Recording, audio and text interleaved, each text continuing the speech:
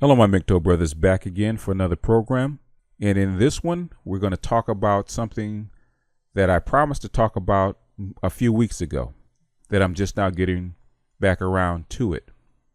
And it's something that's thrown around in MGTOW and other parts of the manosphere, sort of in a, say, a cursory fashion. It's not directly talked about or related to, but it's thrown around as a given, as a constant.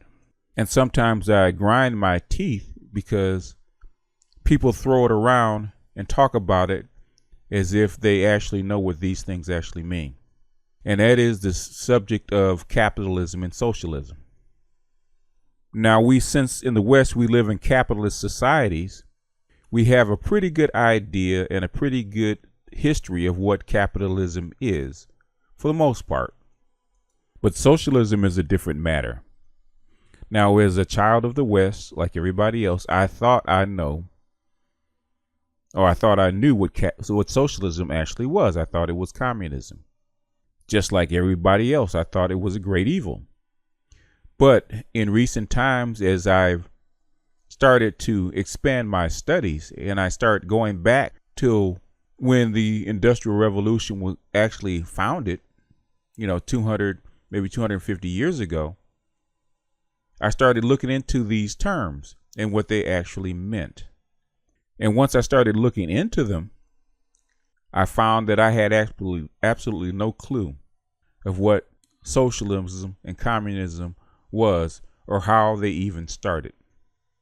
And what's even more interesting, I found that there's a lot of academics that actually know this kind of thing and talk about it amongst themselves and in private, but they don't let the lay people like me and you know about it.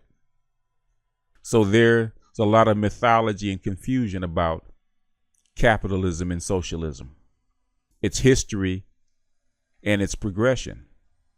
So I wanted to do a series kind of explaining or kind of talking about what socialism actually is. But in the midst of that, I found a recent video of somebody that can actually do it better than I. Richard Wolff is the foremost expert on social economy. He's been a social economist for about 30 or 40 years. And he's taught it at Yale, at Princeton, at Stanford, and now he teaches at the City School of New York. So what better way to talk about it than let the foremost leading expert in the world talk about it himself? So the following series is going to be taken from a talk that he gave in May, talking about what socialism is. We are a strange country in more ways than one, but one of the strangest things about us is the weird taboo we have lived under for the last half century, which, looking at most of you, takes in most, if not all, of your lives. What's that taboo? We can't talk about socialism. We can't talk about socialism and compare it to capitalism. We can't do it. It's too scary.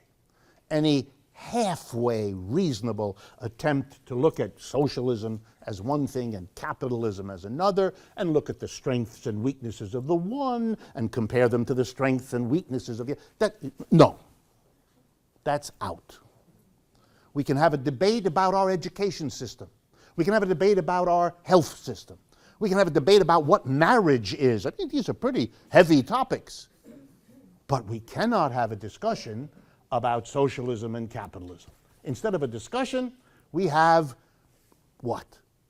A cheerleading afternoon for capitalism and a make pee-pee on socialism. That's what we do. And I chose my words carefully because I want to suggest childishness. We can't. The legacy of the Cold War, even though the Soviet Union isn't there anymore, still with us. You can't do it. It's been a taboo. To be interested in socialism meant, for most of those years, to be suspected of treason, of disloyalty, of evil without a name, of apostasy, of you name it that's bad, that's what it is. I like to tell the story, I apologize for those of you who've heard it before, that when I first began teaching as a young professor in this country, I was flabbergasted because I quickly understood that my students thought of socialist, communist, Marxist, anarchist, and terrorist as synonyms.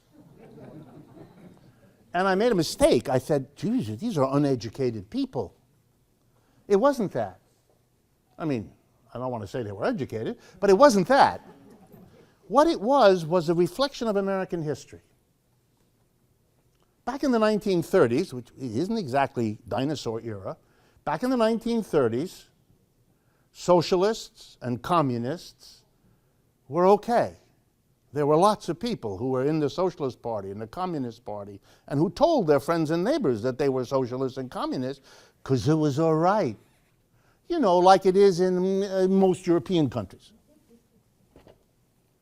In fact, in part of my family's French, in my French family, there's communists and socialists and middle-of-the-roaders and even people who read Le Figaro, which, if you know European newspapers, is a pretty right-wing paper.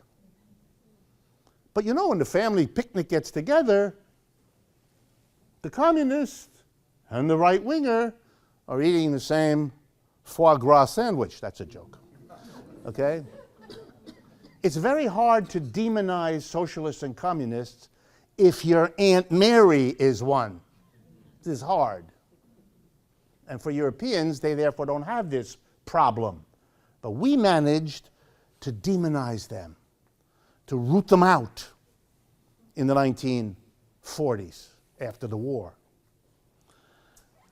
And the government and the big business community was very clear that they had really taken it on the chin in the 1930s in the Great Depression with the New Deal, which taxed corporations and the rich to provide Social Security and unemployment benefit and minimum wages and government jobs and all of that. They didn't want that anymore. And they knew they had to get rid of the coalition that made that possible. The coalition of the Communist Party, two socialist parties, and the AFL-CIO, or actually the CIO, not so much the AFL. They weren't together then. So they went after that coalition, and they picked on the weakest link first, the Communist Party, and they destroyed them. They converted them from militant leftists into agents of a foreign power. And as soon as they got rid of the communists, they turned to the socialists. And they went to the American people and they said, socialists, you see, are just like the communists, they just spell it differently. Which is why Americans think communists and socialists, it's all the same. And they all carry bombs in their left rear pockets, and they're hiding under your bed, and they mean you and your puppy lots of harm. So you really should watch out for them. And you really should, and keep away. And so Americans have been good and docile. Cut off any that's all badness. So it's very hard to talk about socialism. And it has been for a long time. On the other hand, capitalism, how do I say this politely, hasn't been doing too well for the last 6-7 years. And it has no prospect of getting much better. I don't know if you saw the latest numbers of the economic growth of the United States in the last quarter. Well, I shouldn't call it growth because there wasn't any.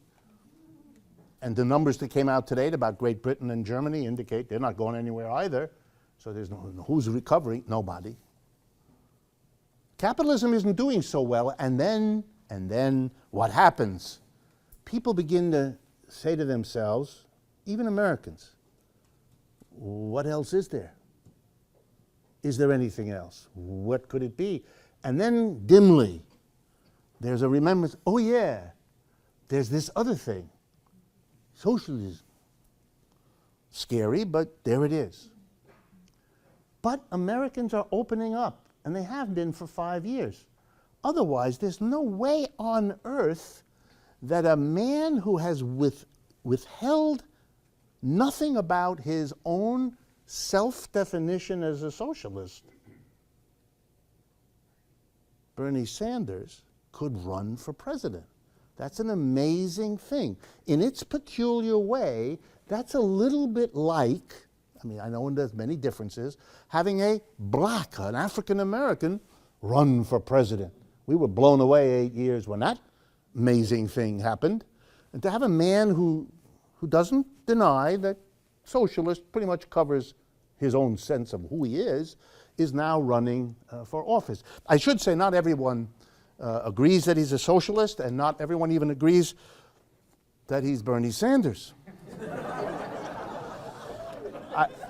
I assume you all heard the story. I can't resist. That Sarah Palin was corrected between our last meeting and this one for making a speech that indicated that her handlers, the people who advise her, I guess we shouldn't refer to them as handlers. Anyway, the people who advise her hadn't been careful. So she referred to the new entrant into the Democratic Party as Bernice Anders. So I want you to understand, it's not Bernice Anders, it's Bernie Sanders.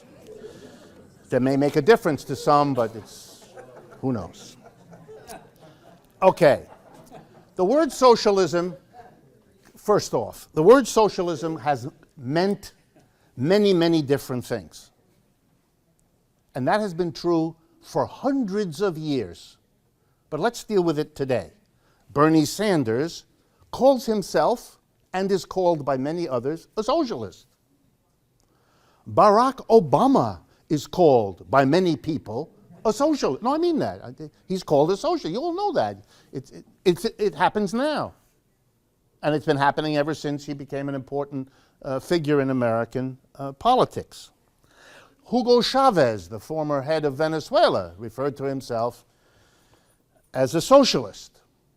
The current French government, the president, François Hollande, the majority in the Senate, and the majority in the National Assembly, all three branches of government are controlled by a majority of Socialist Party members who refer to themselves as socialists. So Mr. Hollande, the socialist, works out with Mrs. Merkel, the German conservative, what the policy will be towards Greece. Speaking of which, the government that imposed austerity and was thrown out by the Greek people was the Greek Socialist Party, which was replaced by Syriza, which defeated the socialists and is called by the New York Times a leftist party. Well, what was the Socialist Party? Right? Well, socialists are very important in many European governments. Socialist parties exist in every European country, and in many cases are the second party or even the first party. The Soviet Union is the union of Soviet socialist republics. Hint! The People's Republic of China refers to itself as a socialist. Whoa! Castro's a socialist? This is confusing, isn't it? So what is socialism? There is no answer to that. People who speak about socialism in the singular haven't been paying attention. Socialisms there are, and they have been for a long time.